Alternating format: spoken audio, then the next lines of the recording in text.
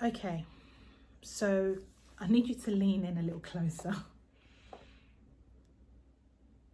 because I'm feeling extremely vulnerable about sharing what I'm about to share. Over this past weekend, I have been uncomfortable walking into spaces. I've never really noticed this in Australia, which is going to be silly, but I've never really noticed how much of a minority Black people were in the spaces that I was occupying. And that's because I've always just walked in with my head held high. I've been aware of it, but never aware enough about it to be so self-conscious. And so I got really curious, rebelliously curious, because I touched on things that I didn't want to. I had to go against the grain and start asking myself some real high quality questions. And I had to ask myself, Yemi, why are you feeling this way? And then I thought, aha, it's because I haven't socialized or rationalized the experience my son has been through over the past couple of weeks since returning to Australia and going back into the Australian schooling system. For those who don't know, I've written posts about it, but there have been two separate incidences where two young boys were very unkind and decided to alienate my son because of his dark skin. Now, some of you might be thinking, but tell us more. What does it mean? Were they just being kids? And therein lies part of the problem. Because if you had a child who appeared to be different from the norm or what seems to be the standard, you probably wouldn't question that far. And even I was doing that.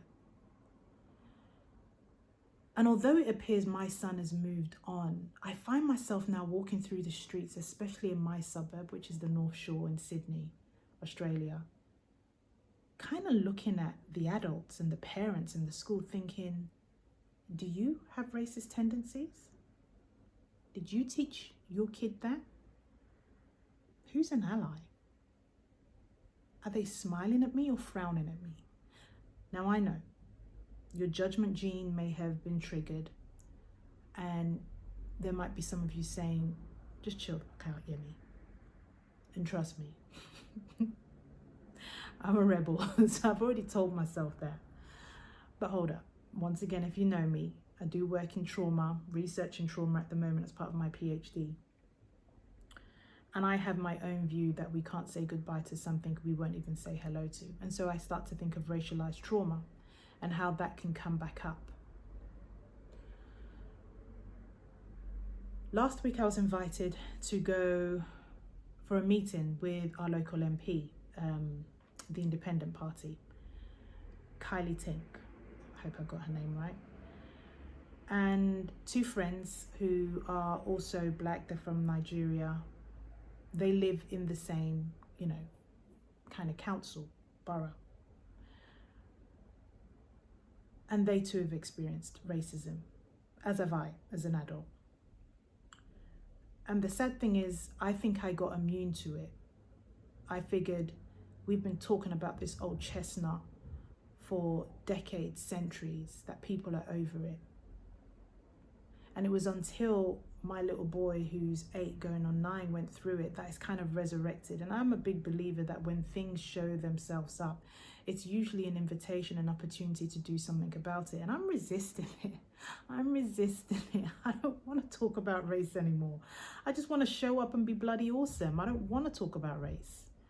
And that's partly because it's uncomfortable. Another fear is that maybe I would really see the ugly of humanity that I haven't wanted to see for so long. But going back to this couple, this, Nigerian couple who are now Australian, they decided to speak to me a couple of months ago because they've seen some of the work I'm doing and they wanted me to be an additional voice, especially when it comes to our borough, to talk about race. So we went to see our local MP and we had a chat and we shared some of our various experiences. And Kylie is wonderful, love what she's doing. I remember going to vote and thinking, I love what she stands for. And she was shocked because we live in the same neighborhood. She was really shocked, as was her colleague. And I was hearing it. And then I came up with this other philosophy that us humans, apart from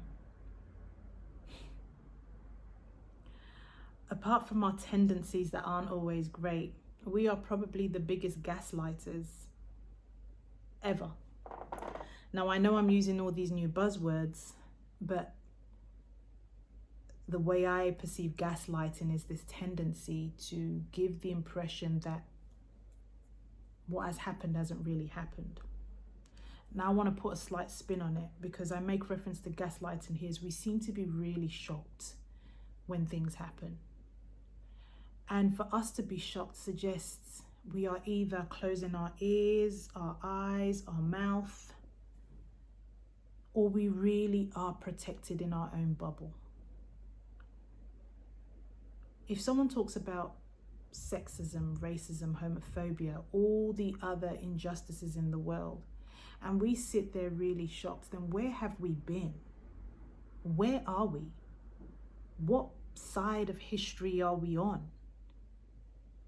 Firstly, we know it hasn't been eradicated, because we wouldn't have all the different causes and fights and baking cakes for different events to raise money for stuff. We wouldn't have that. So when we decide to be shocked about things, and this is not me putting any highlight on Kylie or her team, but this is all of us, including me, because I guess I might have been in my own echo chamber to assume that this wouldn't happen. So my question now is, am I doing enough to talk about race? I've started reading a book, Think and Grow Rich. Napoleon Hill wrote this decades ago. But there's a version for a black choice. And I didn't know whether I was going to share this, because there's still a part of me thinking, oh, people won't understand why there's a black choice. And I'm sure there could be one for women, for so many different groups. And the reason why that's got to be done is because there's some cultural nuances and just certain aspects that will probably relate more generally to a community than it would to everyday people. And so I understand the reason why sometimes we need to have subdivisions of things. But I bring that up because in listening to it, there was this kind of two different schools of thought, which is we can continue to talk about the impacts of slavery, which has now literally been interwoven into systems, institutions, and still remains in human beings. Or we can take the other side, which is to, in spite of our pain, to just show up and be brilliant. And I can put my hand up and say I am definitely someone who has been the latter. I moved to Australia 8 years ago, and the view was to just be brilliant. If I could, I wanted to avoid talking about my gender, orientation, race, just be bloody brilliant. And I do that, and I'm proud of that. But it would be remiss, irresponsible, and naive of me to not acknowledge the challenges in getting there, in acknowledging that for every step, my white female counterpart might have to experience, I might have to take 6 or 7 steps. Now, some people might say, boo-hoo. Yeah, so be it. I can get over that pretty quickly. But for some reason, something changes when children are involved. Am I seriously going to wait for them to come up into another generation and then ask, well, what the hell were you lot doing? And so, yeah, I'm going to be talking about race in the most rebelliously curious way, with compassion. But you're going to be uncomfortable, and I'm going to ask you to just lean in with me. Know that I'm doing the work to clean racialized trauma, but it's deep. It's really deep. But we need to have it. And the other part that I guess not many people know about is, although we have always given racism to be a black and white thing, we know it's so much more, but you know, for the purposes of simplicity and for making movies, we put it to black and white. But there's trauma, definitely on both sides. And there's trauma on so many other sides we haven't even acknowledged. And that's the part I want to talk about. Toni Morrison was in an interview a couple of years ago, and they asked her whether she still experiences racism, and this would have been decades ago, and how it made her feel. And her response was just amazing, poised and calm. And she said, "You're asking the wrong person the wrong question. You should be asking the racist," which most people think are white people, and I don't think it's just white people. I think it spans the world. How do they feel? The racist person. How do they feel? What is so unbalanced in their psyche that makes them feel the only way they can be tall is by beating someone down? And that's quite true. I'm seeing that in my research already, especially when I look at colonization and racialized trauma. I can't find any literature that's looking at the psyche of the groups or the people, the individuals who are racist, as to what happened, what split, and why is no one talking about that? And how has that impacted other generations who feel they want to be part of the healing that maybe their history's brought in? Told you, it's going to be uncomfortable. But I'm here for it. And I figured I would come here and take up to 15 minutes of your time talking about it. So I say this with love and a request for you to continue to hold the space for me as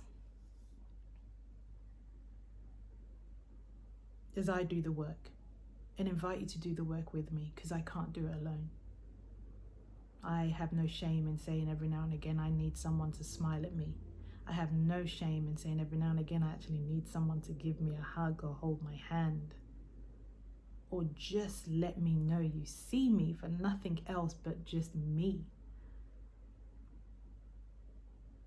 And also because I hope that, so I get emotional, I hope that you have children that are in my kid's school that are the ones that smile at him, and they are there. They are there. He's got amazing kids in his class, but I hope that you are the parent to the child who doesn't even see color, but just sees an amazing boy. Yeah, that's my hope. All right. Let's get curious, and let's be rebellious as we do so, with compassion.